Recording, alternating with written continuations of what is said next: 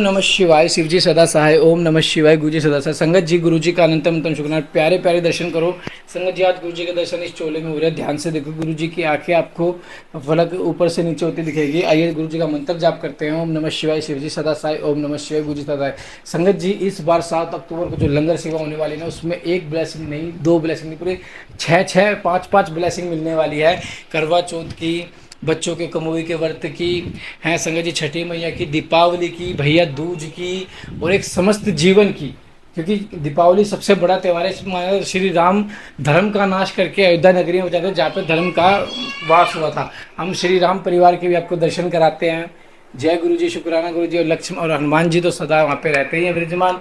और संगत जी जो आज जो ये 7 अक्टूबर की लंगर सेवा होगी ना, बड़ी बेहतरीन सेवा होने वाली है। बहुत ब्लेसिंग्स है इसमें।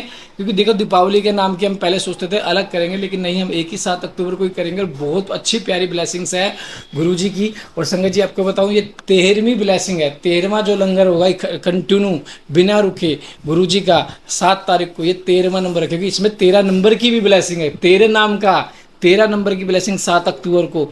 बहुत प्यारी लंगर सेवा होने वाली है, बहुत प्यारी। 7 अक्टूबर की जो संगत पाठ सुन रही हो, प्यारा सा कमेंट करना। और हाँ संगत जी, मैंने पाठ के एंड में आपको जल प्रसाद कैसे बनाए गुरु अपने घर पे ही, अगर कोई बड़े मंदिर नहीं जा पा रहा है, कोई अगर कहीं मतलब डूंगरी मंदिर नहीं जा पा रहा है, गुरु जी का जल प्रसाद नहीं मिल पा रहा है, सत्संग अटेंड नहीं कर पा रहे, तो मैंने आपको बता दिया कि जल प्रसाद कैसे बनाया जाए। आप अपने घर में आराम से बना सकते हो, पाठ के एंड में आप सुन लेना। और संगत जी 7 अक्टूबर फिर बता रहा हूँ, बहुत प्यारी ब्लेसिंग होगी। एक तो 13 नंबर, क्योंकि हमें पूरे 13 कंटिन्यू 7 तारीख को 13वां महीना है। और गुरु जी का 7, एक तो 7 नंबर की ब्लेसिंग, 13 नंबर की ब्लेसिंग, करवा चौथ की ब्लेसिंग, कमोई के व्रत की ब्लेसिंग, दीपावली, भैया दूज, छठी मैया, पूरी 7 ब्लेसिंग मिलने वाली है 7 तारीख को।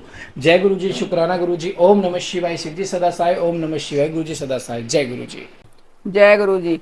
हिरण्यकशिपु की तपस्या था, ब्रह्मा से वरदान पाकर उसका त्याचार, नरसिंह द्वारा उसका वध और प्रहलाद को राज्य प्राप्ति। संत कुमार जी कहते हैं, व्यास जी, इधर बारह रूपधारी श्रीहरि के द्वारा इस प्रकार बाई के मारे जाने पर हिरण्यकशिपु शोक और क्रोध से संतप्त हो उठा। श्रीहरि के साथ वैर करना तो उसे रुचता ही था, अतः उसने संहार प्रेमी वीर असुरों को प्रजा का विनाश करने के लिए आज्ञा दे दी।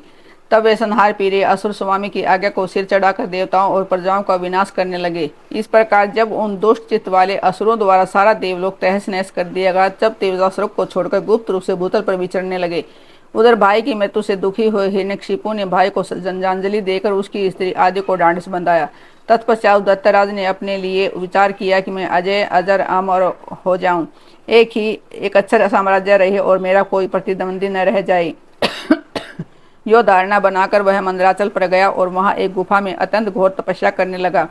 उस समय वह पैर के अंगूठे के बल खड़ा था, उसकी भुजाएं ऊपर को उठी थी और दृष्टि आकार की ओर लगी थी। उसकी तपस्या से संतप्त होकर देवताओं का मुख विकृत हो उठा और वे स्वर्ग को छोड़कर ब्रह्मलोक में जा पहुंचे। उन्होंने ब्रह्मा से अपना दुखड़ा कह सुना। व्यास जी, उन देवताओं के इस प्रकार कहने पर स्वयंभू ब्रह्मा, भृगु, दक्ष आदि के साथ उस दैतेश्वर के आश्रम पर गए।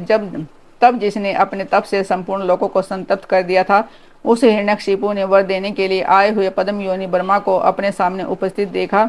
उधर पितामह ने उनसे कहा कि वर मांग। तब जिसकी बुद्धि मोहित नहीं हुई थी, उस असुर ने विधाता की उस मधुर वाणी को सुनकर इस प्रकार कहा। हिरण्यकशिपु बोला कि ऐश्वर्यशाली प्रजापति पितामह, मैं चाहता हूँ कि स्वर्ग में, भूतल पर, दिन में, रात में, ऊपर तथा नीचे, कहीं भी अस्त्र शस्त्र पास, वज्र, शुष्क, वृक्ष, पर्वत, जल, अग्नि के रूप में शत्रु के प्रहार से, देवता, दैत्य, मुनि, सिद्ध, किम बहुना आप द्वारा रचे हुए जीवों के हाथों मुझे कभी भी मृत्यु का भय न हो। संत कुमार जी कहते हैं कि मुनि हिरण्यकशिपु के वैसे वचन सुनकर पद्मयोनि ब्रह्मा के मन में दया का भाव जागृत हो उठा। उन्होंने मन ही मन विष्णु को प्रणाम करके उससे कहा कि दैत्येंद्र, मैं तुझ पे प्रसन्न हूँ, अतः तुझे सारी वस्तुएं प्राप्त होंगी। तूने 96,000 वर्षों तक तप किया है, तब मेरी मनोकामना पूर्ण हो चुकी है। अब तेरी मनोकामना पूर्ण हो चुकी है, अतः तप से विदित होकर उठ और दानवों के राजा का उपभोग कर। ब्रह्मा की वाणी सुनकर हिरण्यकशिपु का मुख प्रसन्नता से खिल उठा। इस प्रकार उसने पितामह से दानव राज्य पर अभिषिक्त कर दिया। तब वह उन्मुख हो उठा, त्रिलोकी को नष्ट करने का विचार करने लगा। फिर तो उसने संपूर्ण धर्मों का अच्छेद करके संग्राम में समस्त देवताओं को भी जीत लिया। तब देवता भागकर विष्णु के पास पहुंचे। वहां श्रीहरि ने देवताओं और मुनियों की दुख गाथा सुनकर उन्हें आश्वासन दिया और शीघ्र ही उस दैत्य के वध करने का वचन दिया। तब देवता अपने स्थान को लौट गए। तदंतर महात्मा विष्णु ने ऐसा रूप धारण किया कि जो आधा सिंह और आधा मनुष्य का था, वह अत्यंत भयंकर तथा विकराल दिख रहा था। उसका मुख खूब फैला हुआ था, नासिका बड़ी सुंदर थी, हैं और तक नख तीखे थे, गर्दन पर जटाएं लहराई थी, दाढ़े ही आयु थे, उनके करोड़ों सूर्यों के समान प्रभा छिटक रही थी, उनका प्रभाव प्रलयकालीन अग्नि के सदृश था, अधिक कहाँ तक कहा जाए, वह रूप जगन्यमय था। इसी रूप से भगवान भास्कर के अस्ताचल की शरण लेने पर असुरों की नगरी में प्रविष्ट हुए। उस अतुल प्रभावशाली नरसिंह को देखकर सभी दैत्य एक साथ उन पर टूट पड़े। तब उन अद्भुत पराक्रमी नरसिंह ने महाबली दैत्यों के साथ युद्ध करके बहुतों को मार डाला और बहुतों को पकड़कर तोड़ मरोड़ दिया।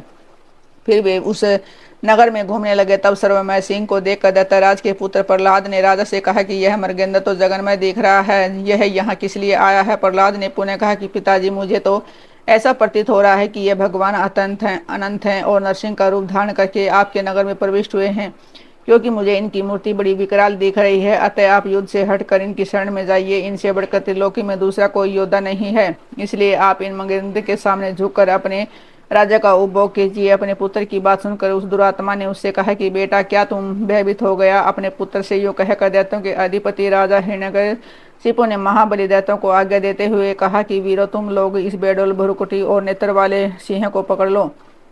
तब स्वामी की आज्ञा से उन मृगेंद्र को पकड़ने की इच्छा से वे सभी बड़े बड़े दैत्य रणभूमि में घुसे, परंतु जैसे रूप की अभिलाषा से अग्नि में प्रवेश करने वाले पतंगे जल भुन जाते हैं, उसी तरह वे सब के सब अक्षण भर में ही जलकर भस्म हो गए। दैत्यों के दग्ध हो जाने पर वह दैत्यराज संपूर्ण अस्त्र शस्त्र शक्ति रिष्टि पास अंकुश और पावक आदि से उन मृगेंद्र के साथ लोहा लेता ही रहा। इस प्रकार बहुत काल तक भयानक युद्ध हुआ। अंत में उन नरसिंह ने वज्र के समान कठोर अपनी अनेकों भुजाओं से उस दैत्य को पकड़ लिया और उसे अपने जानवों पर लेटाकर दानवों के मर्म को विदन करने वाले नखांकुरों से उसे छाती चीर डाली और खून से लथपथ हुए उसके हृदय कमल को निकाल दिया। फिर तो उसी क्षण उसने प्राण पखेर उड़ गए। भगवान नरसिंह ने बारंबार के आघात से जिसके सारे अंग चूर चूर हो गए थे, उस काष्ठभूत दैत्य को छोड़ दिया। उस समय उस देवशत्रु के मारे जाने पर बड़ी प्रसन्नता हुई और उसी अवसर प्रहलाद के ने आकर उनके चरणों में सिर झुका। तो उस अद्भुत पराक्रमी विष्णु ने प्रहलाद को बुलाकर उन्हें दैत्य के राज्य पर अभिषिक्त कर दिया और स्वयं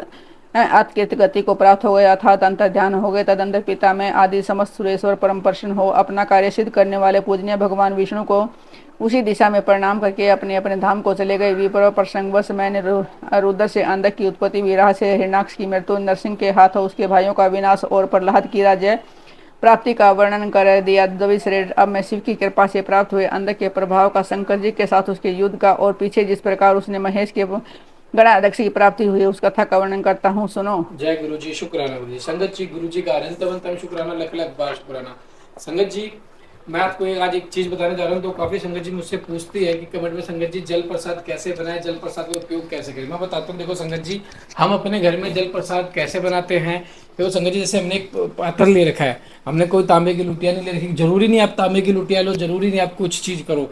संगत जी, एक प्योर तांबे की ऐसे रखो। एक ये सेपरेट हमने रखी हुई है हमेशा के लिए, ये कटोरी और ये गिलास, इसमें ऐसे जल रहता है संगत जी, जो गुरु जी के पास हमेशा रखा रहता है। संगत जी, जब रात को पूरा ब्लैस हो जाता है, जल गुरु जी के पास रखा रहेगा, तो सुबह हम इसको एक अपने जहाँ पे इकट्ठे पानी होता है ना, जैसे म्यूर जग में या जैसे इकट्ठे बोटल्स वगैरह जिसमें से भरी जाती हैं पूरे दिन के लिए, घर में फ्रिज में ठंडा करने के लिए, उसमें मिला देते हैं। फिर उसके बाद फिर रख देते हैं। शाम तो शाम को भी जैसे खाना खाने के बाद पानी पीते हैं, उससे भी पीते हैं। तो संगत जी, इससे मेडिसिन का काम करता है, जल प्रसाद बन जाता है। जरूरी नहीं आप तांबे की लुटिया को ब्लेस करो, जरूरी नहीं आप उस चीज़ में करो। इसको आपको धोना नहीं है, क्योंकि देखो ये गंदा भी नहीं होगा, आपको धोना नहीं। अगर धोगे तो नींबू से और राख से वैसे ही धोना पड़ेगा जैसे तांबे की लुटिया है। हाँ, जिनके पास तांबे की लुटिया नहीं हो पाती, ब्लेस करके आप ऐसे रख सकते हैं, और घर में तांबे की लुटिया ला के भी आप ऐसे ही रख सकते हैं। और संगत जी, 7 तारीख को गुरु जी की बहुत प्यारी लंगर सेवा होगी। 7 अक्टूबर 2025 है, 10वां महीना, 7/10/2025। कितनी प्यारी ब्लेसिंग है, 7/10/2025। बहुत प्यारी ब्लेसिंग है संगत जी। लंगर सेवा होगी गुरु जी की। जो संगत कंट्रीब्यूशन करना चाहता है वो हमें कांटेक्ट कर सकता है और हमारे साथ मिलकर कर सकता है। संगत जी, दीपावली भी है, दीपावली के नाम की भी लंगर सेवा होगी 7 अक्टूबर को ही। और उस टाइम पे इतनी ब्लेसिंग्स मिलेंगी, अक्टूबर के महीने में सभी संगत को इतनी ब्लेसिंग मिलेगी। 7 अक्टूबर को जो लंगर सेवा होगी उसमें बहुत सारी ब्लेसिंग मिलने वाली है, क्योंकि करवा चौथ भी है। सुहागनों को सुहाग के का आशीर्वाद मिलेगा। वहाँ बच्चों का व्रत आएगा, बच्चों को जो जिनके बच्चे नहीं उनको बच्चे होने का वरदान मिलेगा। दिवाली पे धन की लक्ष्मी का वरदान मिलेगा। फिर उसके बाद भैया दूज पे बहनों को अपने भाइयों का आशीर्वाद प्राप्त होगा। बहुत सारी ब्लेसिंग अक्टूबर के महीने में। फिर छठ पूजा आ जाएंगी, जो गुरु जी से भी कनेक्ट हैं, छठ पूजा पे छठी मैया का भी आशीर्वाद मिलेगा। तो संगत जी 7 अक्टूबर को जो लंगर सेवा होगी ना, बहुत बेहतरीन सेवा होने वाली है। और जल प्रसाद का मैंने आपको बता दिया, आप सब अपने घर में ऐसे जल प्रसाद बना सकते हैं। जय गुरु जी, शुक्राना गुरु जी। ओम नमः शिवाय, शिव जी सदा सहाय। ओम नमः शिवाय, गुरु जी सदा सहाय। जय गुरु जी।